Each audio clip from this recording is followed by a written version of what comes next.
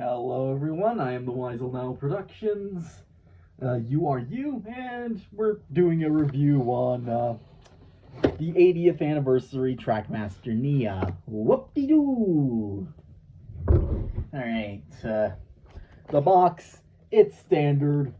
You know what this is. Yeah, and fun fact, this is the first ever Trackmaster Nia I own, so this will be first experience for the both of us, I guess. I don't know. I don't know. All right then. Okay. Let me get the old versatile scissors. Yeah. What if we changed the name of scissors to versatiles? But I know scissors aren't the only thing that are versatile.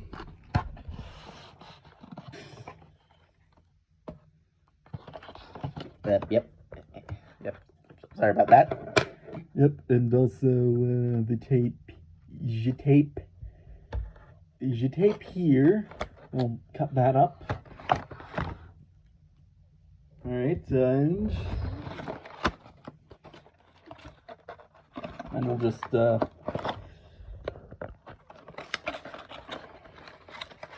pull.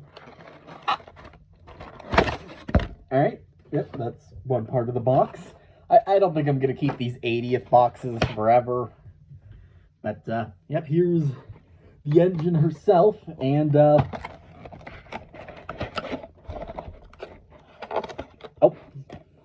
still a bit more tape.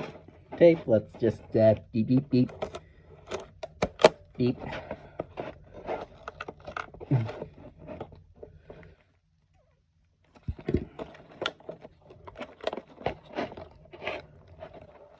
Oh, yep, and can we do it?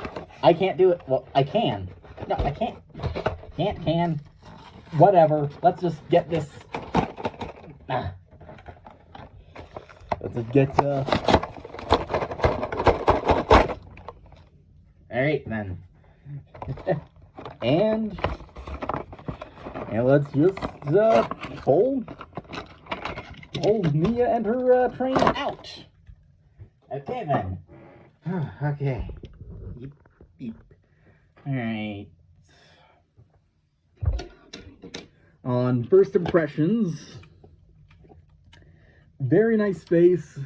The water pump is unpainted, but I don't know if it was unpainted on her pre-All Engines Go releases, so I don't care.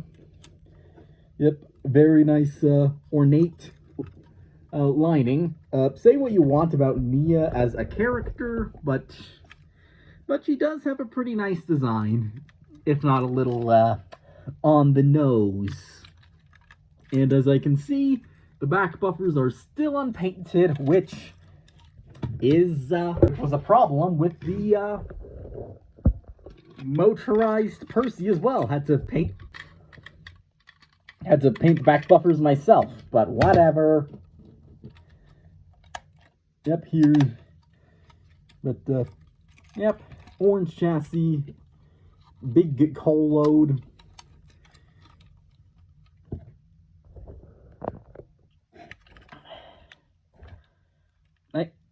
Yep, the face, she appears to be looking up, which, Percy is also looking up. So yeah, I can definitely see that, this version of Nia and, Percy definitely share a lot in common. But, alright, let's look at the rolling stock that she comes with. Here is the elephant wagon with a detachable elephant load.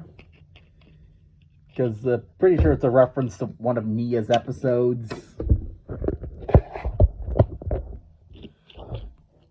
But the truck on its own is of a narrow gauge design, or at least it was until Journey Beyond Sodor came in and decided that these can also be standard gauge. Why? I don't know. Does it matter? No, it does not. And here's the elephant's load. Oh! The head swivels. That's neat, I guess. Yep, you know, I think for the normal 7-plank wagons, this new shorter design is probably not the greatest. But for the narrow gauge slate wagon, this is actually good because it's an accurate real-to-life basis for this kind of truck. It's almost Railway Series accurate, but not too keen on this blue color. But you know what? Trackmaster released these slate cars in all kinds of wacky liveries. Even with the orange wheels doesn't make it look good. I'll give it a pass.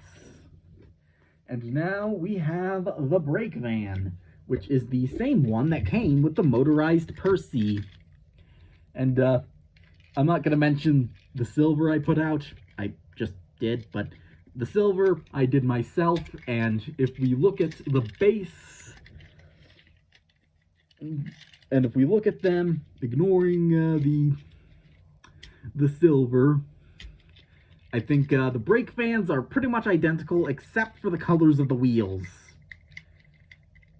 Which, I don't know why you need to give these rolling stocks these weird colors. Black wheels would have worked just fine, but whatever. Yeah. Nia, I'd give her about I don't know. I don't know much of Nia. I have not watched most of the Big World era. I've only really watched the Michael White episodes, but I did catch a glimpse of Forever and Ever, which, in my opinion, was the worst, is probably the worst Thomas episode ever conceived and ever made. I know that's harsh criticism, but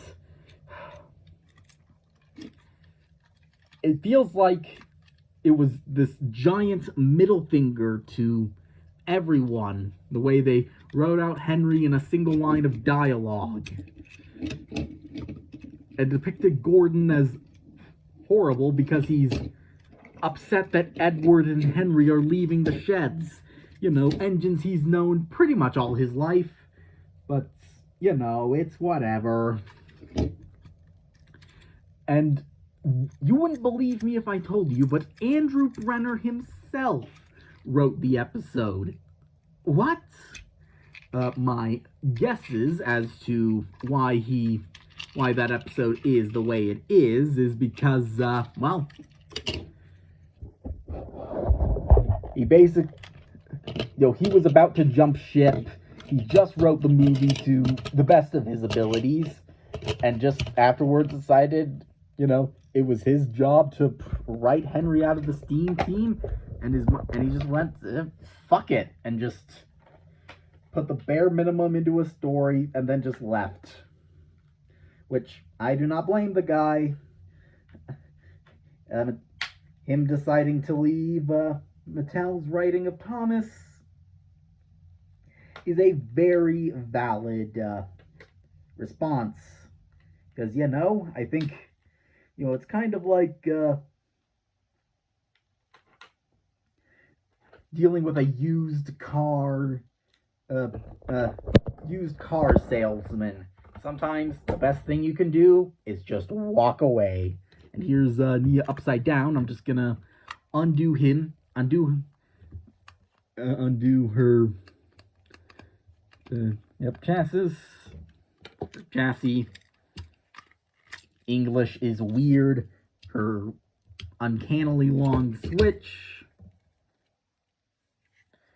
And, yep. That's definitely something. Like, pretty much... sorry about that. Like, pretty much every other, human being on the... Like, pretty much every other person in the Thomas fandom, I have ideas of how to, execute Nia competently.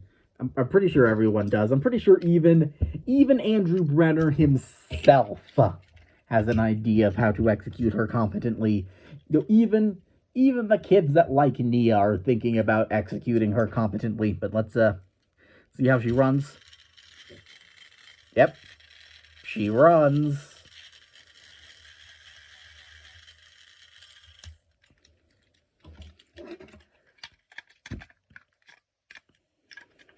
Yep. Here's some running footage no one asked for. Let's just zoom back a bit and just...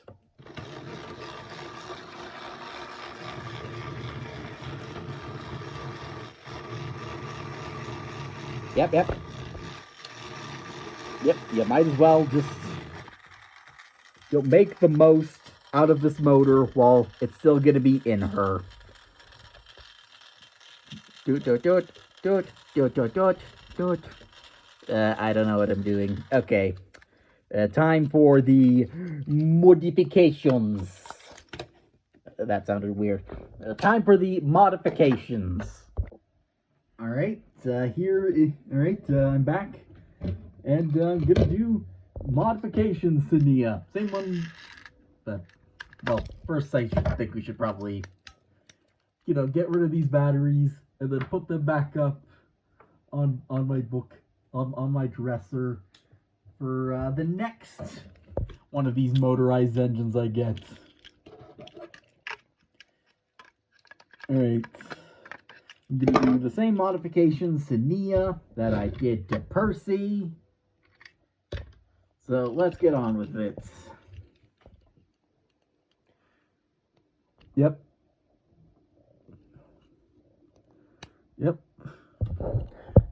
The one part of this I did not miss. I do genuinely enjoy doing these reviews and just rambling about whatever the hell's on my mind at that time. But one part of this I don't miss is dealing with these fucking triangular screw heads.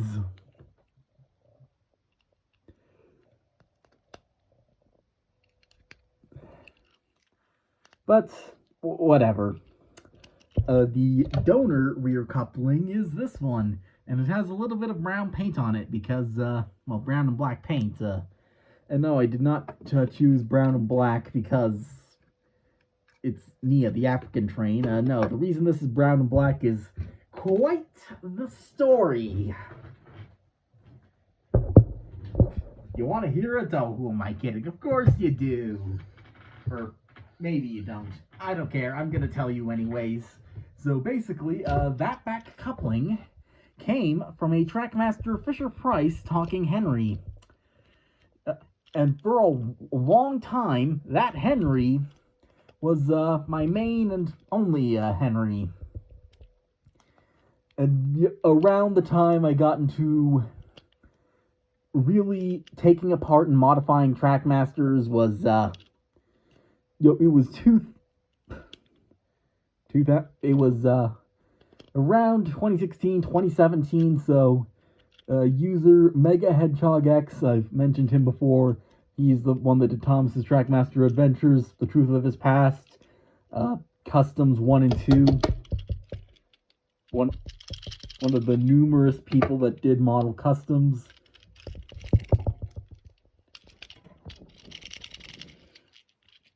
I'll put a link in the description to his channel, which, I'm pretty sure everyone and their baby has seen that version of his series. But either way, he had done multiple videos on how to make your Trackmaster 2 engines freewheel, so that's what I did. I did it to all my Revolution engines, and I wanted to also do it to Talking Henry, so I could have him freewheel. And it didn't work out. I didn't know what the hell I was doing, and that Henry just went to waste. But luckily, I got a Play Rail Henry Christmas of 2018. Hey, 2018. But there was also and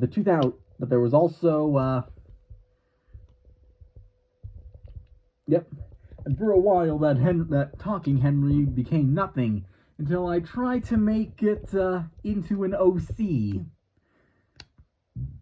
that I called Billy the Undead Black 5.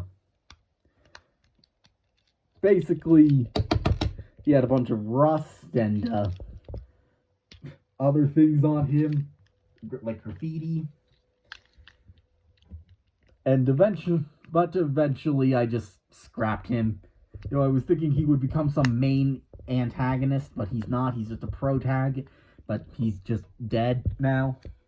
And, you know, the Talking Henry, the main body shell I would eventually paint brown and make it into an actual scrap engine, which, you know, still works fairly well. But, as for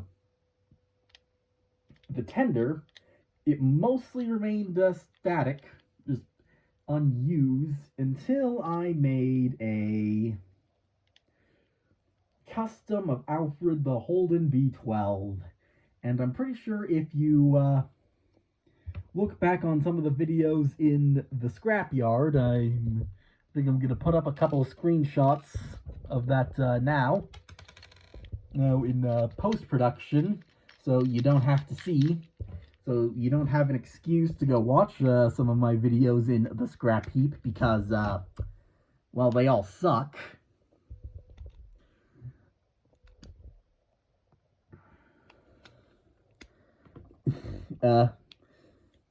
Yeah, I made that into a custom of Alfred, and that's what it was for a very long time.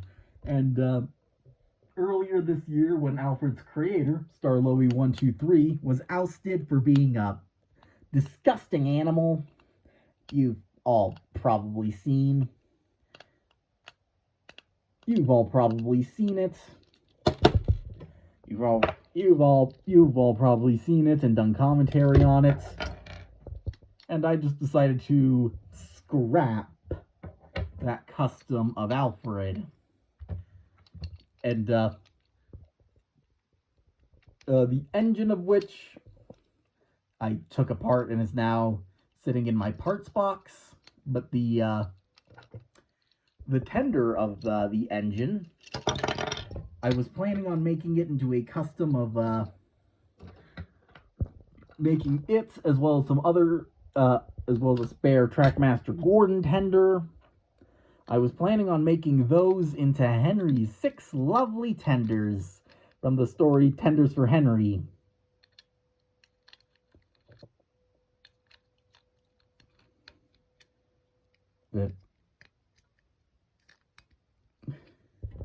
From the story Tenders for Henry.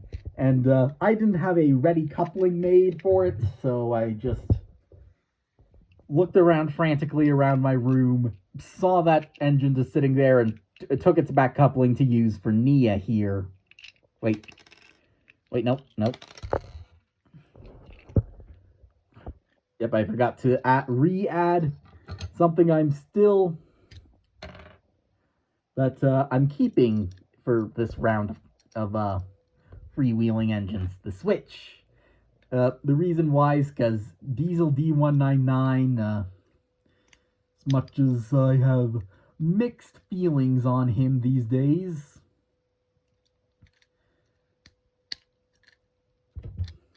as much as I have, well, not really, more, but basically, he, when he switched to CGI, what this man did was,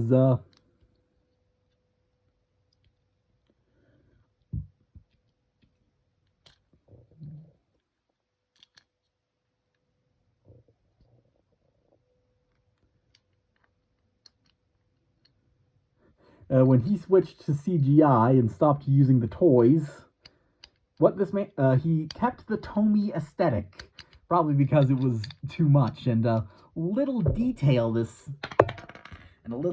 he added was, you know, the engines may be CG now, but, and, you know, I don't think their switches would have much uses. He still animated their switches turning on and off when the engines started or stopped moving, and you know, it's not realistic, it makes no sense, but it's cute, and that's what I'm gonna do. And that's why I'm keeping these switches on the newer engines that I modify. You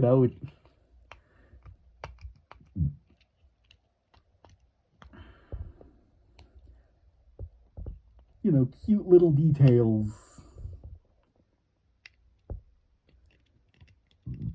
like that. And the front part of the Alfred Custom was from a James, an old Trackmaster James. Basically, the deal with that one is that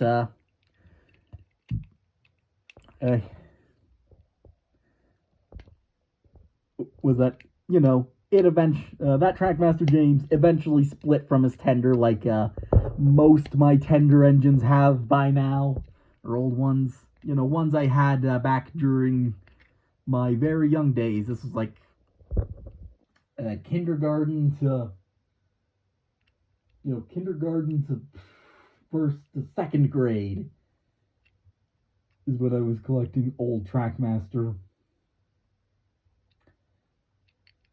But the new stuff, well, not new stuff, new as in, but basically, all of my wired tender engines from back then, eventually they all split from their tenders.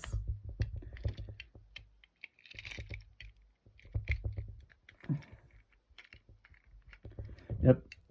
And I had two Jameses, one that came as a Big Friends release, and the other I got in a James Works It Out set, a Hit Toys version. And basically, that James had been separated from his tender for a while now, and originally the first thing I did with it was, when I eventually learned how to unscrew these engines, unscrewed the rear part of James, put a back coupling in it, and made him into 16 from the books. I don't think I have any more relics from that time, but I'm sure I probably do. I don't think I have a picture of James from that time, but either way, I made it into 16, and I did nothing else aside from write 16 on his sides with Sharpie. I'm not even joking.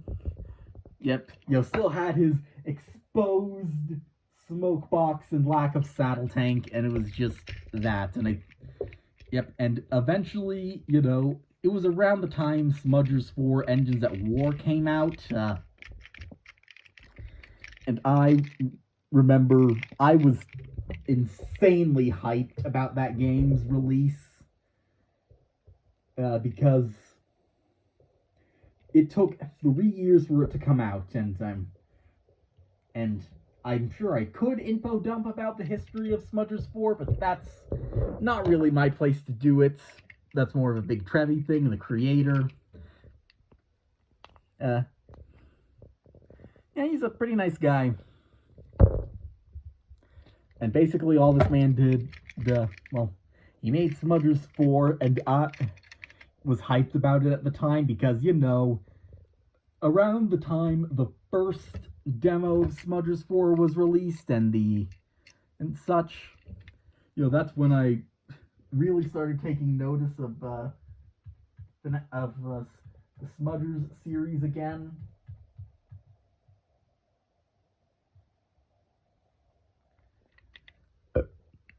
And I just remember I remember my first ever exposure to the Smudger series was a guy uploaded a commentary-less videos of nights 3, 4, and 6 of Smudgers 2. And that was pretty much all the exposure I had to FNAF at the time. And I eventually and eventually got really deep into it. And of course, like many people, how they experienced FNAF, the main way I experienced the Smudgers series was by watching the game Salmon play it, because I didn't really have a working laptop at this time. And I didn't really get one until, well, around the time the first demo of Smudgers 4 came out. The entire game is literally up on Big Trevi's channel. I'll put a link to the 3 videos in the description.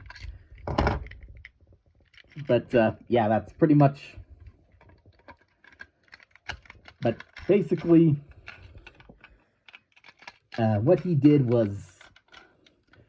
And basically, the advertising from that part of the film, from that part of the Smudger series is pretty fun. You know, seeing the character sheets or the character list get completed was a pretty satisfying thing to watch in full time. But, yeah. You know, I even drew a couple of fan arts during that time. They're all definitely long gone by now. But the only one I really remember was drawing was basically Davinger, one of Stanley's main henchmen. He played, well, I basically drew him dabbing and called it Dabinger. And I remember Big Trevi being mildly amused by it. But that fan art didn't end up going into the final game. Because he forgot, which, that's valid. We all forget things. At the time, it kind of hurt, but now it... But I've gotten over it since, and I probably should have. Shit happened 6 years ago, which, holy shit, it's been 6 years since Smudgers 4 released. Time flies, doesn't it? I'll just leave her back buffers to paint, but back to the original point, not info dumping about how amazing Smudgers 4 marketing was when it was being developed. Basically, the James that was used to make 16, I eventually broke the face off of that James and used it to make the train from Smudgers 4, or Edward's ghost engine, as he became a little passing mention of, or a little tongue-in-cheek reference to, as well as being the engine inside of Bertram, as being the scrap engine inside of Bertram's inside of Bertram's station at the time. So I painted it brown and gave it a paper face with an O expression. And then afterwards, I think it was on my 17th birthday, I got some new paints from the art store as a present, I guess. I don't remember. And just decided to paint Alfred. Or maybe it could have been, no, I think it was during 2020. I repainted the train custom into Alfred. Which, yep, definitely was a thing. And now that engine is now in my parts box. Quite an eventful history, but yeah. So basically, that is, yep, that's Trackmaster Nia. I'd give it a, I don't know, 8 out of 10. It's Nia. It's pretty hard to screw her up because Mattel designed her with minimal, because Mattel, it's pretty hard. It's a pretty hard design to screw up, but I don't think Nia has any bad merchandise or exceptionally great merchandise. It's just Nia. But not to be a downer. But yeah, that's it for this video. I'll see you guys later. Goodbye.